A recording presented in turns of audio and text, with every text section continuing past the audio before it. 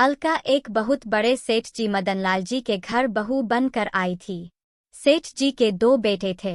बड़ा बेटा सुनील जिसकी शादी हो चुकी थी, छोटा बेटा मोहित जिसके लिए अलका को पसंद किया गया था। सेठ मदनलाल जी का कारोबार बहुत फैला हुआ था। देश विदेशों में उनके कई बड़े संस्थान थे जहां बहुत अधिक मात्रा में कपड़ा बेचा जाता था। सेठी जी की बड़ी बहू जानकी एक बहुत बड़े परिवार से थी। जानकी बहुत ही घमंडी थी। वह हमेशा अपने पति सुनील से लड़ती आगरती रहती थी। पूरा घर इसी बात से परेशान रहता था। धन दौलत, नौकर चाकर सब होते हुए भी शांति नहीं थी। सेठ मदनलाल जी का छोटा बेटा मोहित विदेश से पढ़ाई करके आया था। बहुत मेहनती था। सेठ जी के व्यापार को उसने बहुत आगे तक बढ़ा दिया था। विदेशों से आने वाले सभी ऑर्डर को वह खुद संभालता था। सेठ जी ने अपने ही कपड़े के कारखाने में काम करने वाले एक बुनकर की बेटी को अपने बेटे मोहित के लिए पसंद किया था। घरवालों ने विरोध भी किया, लेकिन सेठ जी अमीर घर से रिश्ता जोड़ना नहीं चाहते थे। अलका जब घर में आई तो महल जैसा घर देखकर उसे बहुत आश्चर्य हुआ। सेठ जी, बेटी चिंता मत कर, यहाँ बहुत से नौकर चाकर लगे हुए हैं, तुझे कुछ नहीं करना पड़ेगा। धीरे धीरे तू यहाँ के तौर तरीके सीख जाएगी। अलका, जी पिताजी। जानकी जानती थी कि अलका गरीब घर से है, इसलिए वह उसे दबा कर रखना चाहती थी। कुछ दिन बाद अलका के पिता और उसका छोटा भाई जगत तो केवल 8 साल का था, अलका को विदा कराने आए। सेठ जी ने दोनों बाप बेटों का बहुत अधिक आदर सत्कार किया। अपनी बेटी को देखकर उसके पिता की आंखों से आंसू बहने लगे। पिता, बेटी तुझे इतना सुख मिलेगा ये तो मैंने सपने में भी नहीं सोचा था। एडवर्टाइजमेंट्स। अलका अपने पिता और भाई से मिलकर बहुत खुश हुई। विदा होते समय सेठ जी ने कहा, सेठ जी, जब बिटिया का मन भर जाए पिहर से तो बता देना, मैं मोहित को भेज दूंगा, और हाँ, साथ में अपने बेटे को भी भेज देना। अपनी बहन के साथ कुछ दिन रह लेगा। पिता, सेठ जी, दामाद जी के लायक हमारा घर नहीं है, मैं इसे खुद ही छोड़ जाऊंगा। सेठ जी, नहीं, जो रीति रिवाज है सो है, वो ही जाएगा आपके घर। जैसा भी है वह उसका ससुराल है। हाँ, इसके भाई को साथ जरूर भेज देना। हमारे घर में कोई बच्चा नहीं है, हमारा भी मन लगा रहेगा। उसके बाद सेठ जी अपनी गाड़ी से तीनों को भेज देते हैं। घर आकर अलका सारी बात बताती है। उसकी बातें सुनकर अलका की मां रोने लगती है। मां, बेटी, हमारी औकात नहीं थी तेरे लिए ऐसा घर ढूंढने की, ये तो सेठ जी की मेहरबानी है। हमेशा सबकी सेवा करती रहना। कुछ दिन बाद अलका को लेने मोहित आता है। वह अपने साथ जगत को भी ले जाते हैं। अलका और जगत का स्वागत होता है। जगत को सब बहुत प्यार करते हैं, लेकिन जानकी उससे बहुत बैर रखती थी। एक दिन जगत खेल रहा था, तभी उससे एक कांच का बहुत सुंदर गमला टूट जाता है। कांच पूरे फैल जाता है, जिसके कुछ टुकड़े जगत के पाँव में भी लग जाते हैं। यह देखकर जानकी बहुत गुस्सा होती है। जानकी, जाहिल, गरीबों पता भी है कितने का था ये गुलदस्ता जिसे तोड़ दिया। अलका, तेरा बाप पूरी जिंदगी भी हमारे कारखाने में काम करे तो भी इसका दाम नहीं चुका सकता। अलका, दीदी, बच्चा है, गलती हो गई, माफ कर दीजिए। अलका जल्दी से जगत को गोद में उठाकर अपने कमरे में ले जाती है। उसके पैर से कांच निकालती है। जगत को बहुत दर्द हो रहा था, वह जोर जोर से रो रहा था। यह सुनकर जानकी का गुस्सा 7वें आसमान पर पहुंच गया। उसने जगत को मारना शुरू कर दिया।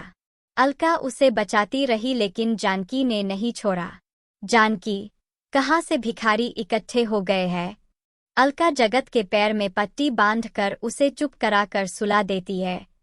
शाम को अलका बाकी सबके आने से पहले एक गाड़ी में बैठकर जगत को अपने पिता के घर पहुंचा आती है, जिससे कि बात ज्यादा न बढ़े।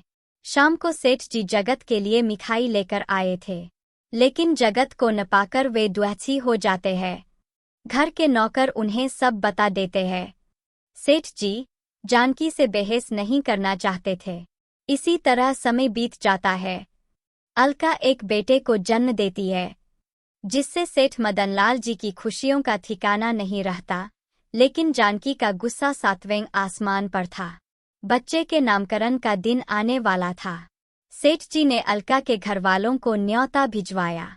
समारोह से एक दिन पहले जानकी ने एक नौकर के हाथ से अलका के घर संदेशा भिजवा दिया कि बच्चे के लिए चांदी का पालना लाएं। अलका के पिता बहुत परेशान हो गए। उस समय जगत 10 वर्ष का हो चुका था। जगत, पिताजी छोड़ो, दीदी के घर जाते ही नहीं है। पिता, नहीं बेटे, सब उसे ताने मारेंगे, जाना तो पड़ेगा। जगत, लेकिन पालना कहाँ से आएगा? पिता, बेटा एक काम कर, लकड़ी का ही पालना लेकर चलते हैं। उन्होंने रख लिया तो ठीक है, नहीं तो वापस ले आएंगे। एडवर्टाइजमेंट्स। दोनों बाप बेटे बहुत से उपहार लेकर समारोह में पहुंच जाते हैं। सेठ जी और उनके दोनों बेटे उनका बहुत स्वागत करते हैं। जिस समय बच्चे का नामकरण होना था, उस समय बच्चे को पालने में लिटाना था। चांदी का पालना न देखकर जानकी बहुत गुस्सा हो गई। जानकी, तुम्हें यही लकड़ी का पालना मिला था हमारे कुलदीपक के लिए। मैंने कहा था चांदी का पालना लाना। यह सुनकर अलका के पिता बहुत द्वेषी होते हैं। पिता, बेटी हमसे जो बन पड़ा वो ले आए, हमें माफ कर दो। सेठ जी, समधी जी, आप क्यों माफी मांग रहे हैं? जानकी, तुम्हें जो कुछ कहना है मुझसे कहो। वे बेचारे कहाँ से लाते चांदी का पालना, और तुमने इनसे कहा ही क्यों पालना लाने के लिए? अलका पूजा के स्थान पर बैठी अपने पिता और भाई की बेइज्जती देखकर रो रही थी। जानकी, वाह पिताजी, जो रिवाज है वो तो करनी ही पड़ेगी। सेठ जी, चुप हो जाओ बहू, सब मेहमान जुड़े हैं। मैं अभी चांदी का पालना मंगा देता हूँ। जानकी, नहीं पिताजी, पालना तो मायके से ही आता है। जगत को बहुत गुस्सा आ जाता है। जगज, बड़ी दीदी, मैं आपसे वादा करता हूँ, जब तक अपने भांजे के लिए चांदी का पालना नहीं ला देता चैन से नहीं बैठूंगा। चलिए पिताजी। दोनों बाप बेटे आंखों में आंसू लिए वहां से वापस चले जाते हैं। अगले दिन जगत काम ढूंढने लगता है। वह छोटी सी उम्र से ही मेहनत करके पैसे जोड़ने लगता है। इस बात को 10 साल बीत जाते हैं। इस बीच न अलका कभी अपने पीहर आई, न उसके पीहर से कोई उसकी ससुराल गया। सेठ जी अब बूढ़े हो गए थे। वे ज्यादातर घर पर ही रहते थे। एक दिन उनके घर के सामने एक बड़ा सा ट्रक उतरा। उसमें बहुत सा सामान था। ट्रक के साथ आए मजदूर एक एक करके सारा सामान अंदर ले जाने लगे।